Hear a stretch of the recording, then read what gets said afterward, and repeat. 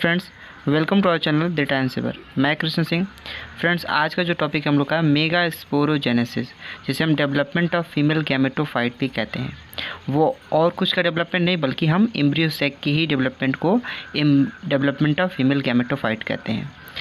तो वीडियो को एंड तक देखिए, इसमें मेगा स्पोरोजेनेसिस की सारी टॉपिक्स कवर होंगी। तो चलिए शुरू करते हैं। फ्रेंड्स, पहले जानते हैं कि मेगा स्पोरोजेनेसिस का डेफिनेशन क्या होता है। The process of formation of mega spores from mega spore mother cells. MMC के द्वारा मेगा स्पोर का फॉर्मेशन ही क्या कहलाता है? मेगा स्पोरोजेनेसिस कहलाता है। इसको हम अलग करके देखते हैं। मेगा मतलब होता है बड़ा यानी बिग, और वो चीज़ क्या हो सकती है ओवा को ही बता रहा है। और स्पोरोजेनेसिस यानी स्पोर्स का फॉर्मेशन। जेनेसिस एक ऐसी प्रोसेस होती है जिसमें फॉर्मेशन को बताता है, प्रोसेस होती है। तो मेगा यानी ओवा को फॉर्मेशन को बोल रहा है, यानी मेगा स्पोर्स को। आइए समझते हैं इसको एक स्केचिंग डायग्राम में, उसके बाद हम लोग फिगर के रूप में समझेंगे। जैसा कि वो दिख रहा है न्यूक्लियस फॉर्मेशन, आपको मैं दिखा दूं कि ये जो इसमें हम लोग के जो इनरमार सेल्स थी, जो न्यूक्लियस है, ये क्या है? न्यूक्लियस नहीं, इसको याद रखेंगे, ये न्यूक्लियस है, न्यूक्लियस। इस न्यूक्लियस में एक बड़ी सेल्स लार्ज सेल हो जाती है, वही मेगा स्पोर्स मदर सेल्स का फॉर्मेशन करके मेगा स्पोर्स का फॉर्मेशन किया जाता है। पर इससे कुछ पहले प्रोसेस होती है। जैसे न्यूक्लियस फॉर्मेशन होता है कहाँ पर? Hypodermal cell increase.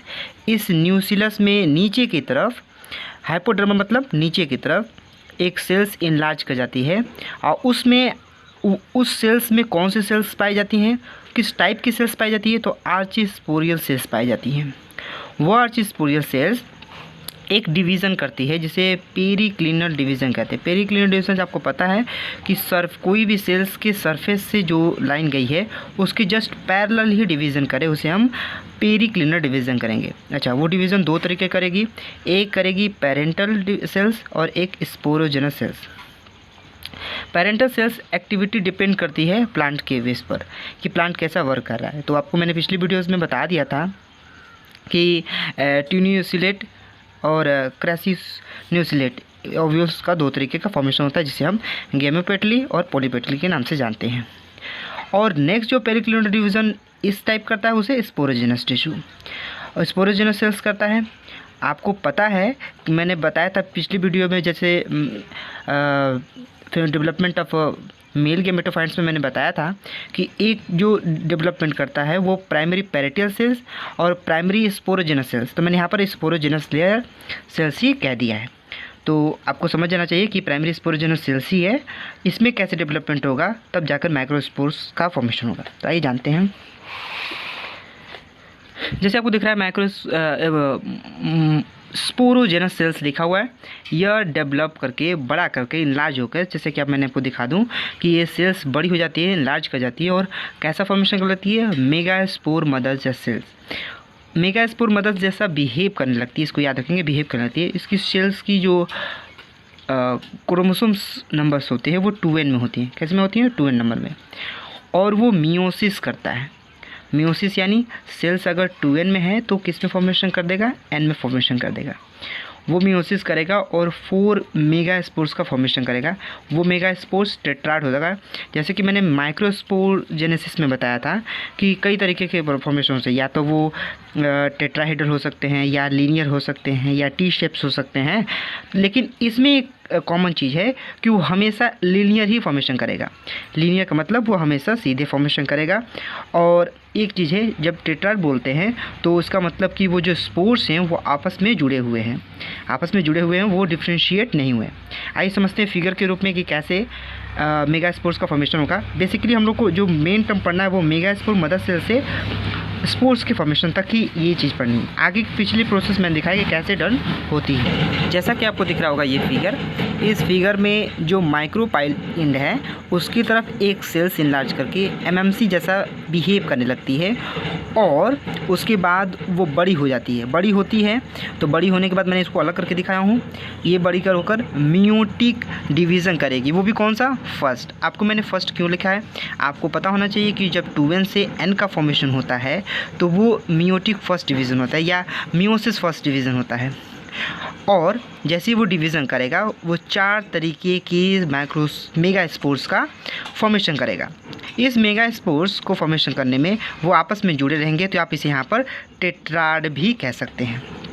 वो टेट्राड का फॉर्मेशन करेगा। उसके बाद एक होगा जो सर्वाइवल के लिए बचा होगा, सर्वाइविंग मेगा स्पोर होगा, वो एक बचेगा। अब बाकी 3 जो होंगे वो डीजेनरेट कर जाएंगे, यानी ख़त्म हो जाएंगे। अच्छा, ये ख़त्म क्यों हो जाएंगे? क्योंकि चारों को न्यूट्रिटिव मटेरियल जो चाहिए वो चारों आपस में बांट लेंगे, तो सर्वाइवल लेंदी है, आगे तक जाना है, इसलिए सभी के सभी नहीं आगे जा पाएंगे फर्टिलाइजेशन के स्टेज तक। तब क्या होगा, ये सभी अपने न्यूट्रिटिव मटेरियल इसको प्रोवाइड कर देते हैं और अपने डीजेनरेट हो जाते हैं।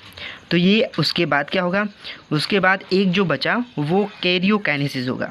कभी भी सेल्स की जो डिवीज़न होती है, आपको याद होना चाहिए कि कैरियोकाइनेसिस पहले होता है, उसके बाद साइटोकाइनेसिस होता है, यानी न्यूक्लियस का डिवीज़न, उसके बाद साइटोप्लाज्मिक डिवीज़न होता है। तो उसके बाद ये मैंने उसको निकाल दिया, उसमें से एक डिवीज़न बचा और तीनों क्या हुए, डीजेनरेट हो गए। एक बचा, आपको याद होना चाहिए हमेशा कि ए वाला साइड जो है वो माइक्रोपाइलेंट है और ये चला जल यहाँ पर होगा meiotic division second. Meiotic division का सेकंड का मतलब हुआ कि कभी भी आपको एकदम कंफर्म होना चाहिए कि मियोटिक डिवीज़न मैंने फर्स्ट लिखा है, इसका मतलब ये 2n से n बनाएगा, और मियोटिक डिवीज़न सेकंड का मतलब ये n से n का फॉर्मेशन करेगा, n का फॉर्मेशन करेगा। ये हमेशा आपको कभी बेसिकली ये चीज़ें लोगों को कन्फ्यूज़न होती है कि जब वो सेल्स की न्यूक्लियस अगर चेंज नहीं हो रही है तो उसे माइटोसिस कहते हैं। बिल्कुल नहीं, माइटोसिस तभी कहेंगे जब वो सेल्स की क्रोमोसोम संख्या 2n के फॉर्म में हो। 2n के फॉर्म में अगर कॉपी बना रहा है तो उसे माइटोसिस, अगर n के रूप में कॉपी बना रहा है तो मियोटिक सेकेंड या मियोसिस सेकेंड डिवीज़न होगा। उसके बाद ये माइक्रोपाइलेंडर है, ये चाइलाजल एंड है, ये डिवीज़न करेगा, सेकेंड करेगा, तो किस तरीके बनाएगा, वो 1 से 2 बनाएगा, 2 से 4 बनाएगा, 4 से 8 बनाएगा, कितना बनाएगा, 4 से 8 बनाएगा। अब ये क्या करेंगे, ये न्यूक्लियस अब अरेंज होंगे। कैसे अरेंज होंगे, माइक्रोपाइल में 3 ठे एक साइड आ जाएंगे और चाइलाजल के साइड में 3 ठे एक साइड आ जाएंगे और 2 बीच में आ जाएंगे। तो ये अभी तक क्या चला था, कैरियोकाइनेसिस चल रहा था। न्यूक्लियस डिवीज़न किए, फिर अरेंज, यहाँ पर अरेंजमेंट लिख सकते हैं, अरेंजमेंट लिख सकते हैं। कैसे अरेंजमेंट हुए, 3 इधर चले गए, 3 इधर चले गए, बीच में 2 रह गए।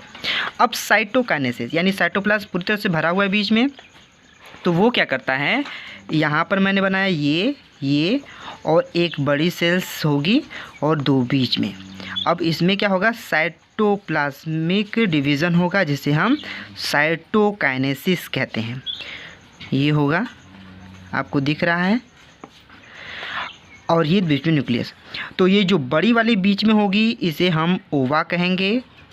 ये जो 2 साइड्स में होंगी वो हेल्पर हो या सिनर्जिट से कहते हैं, सिनर्जिट कहेंगे।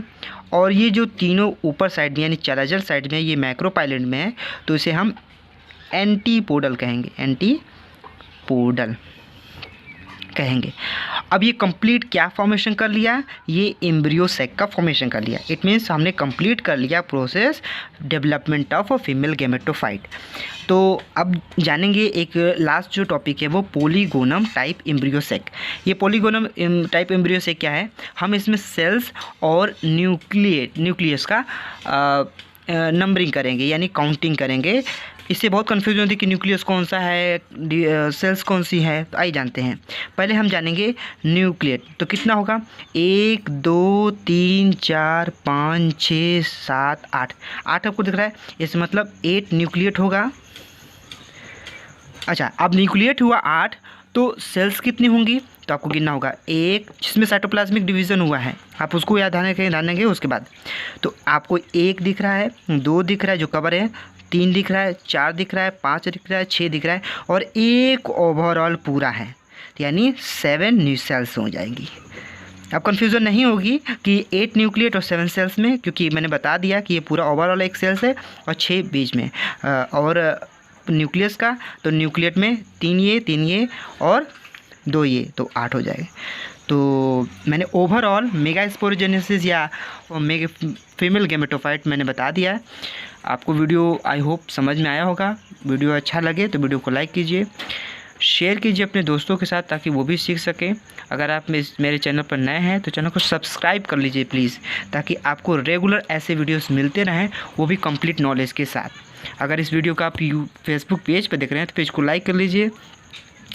और कोई सजेशन हो तो कमेंट बॉक्स में जाके कमेंट कीजिए। Thanks for watching.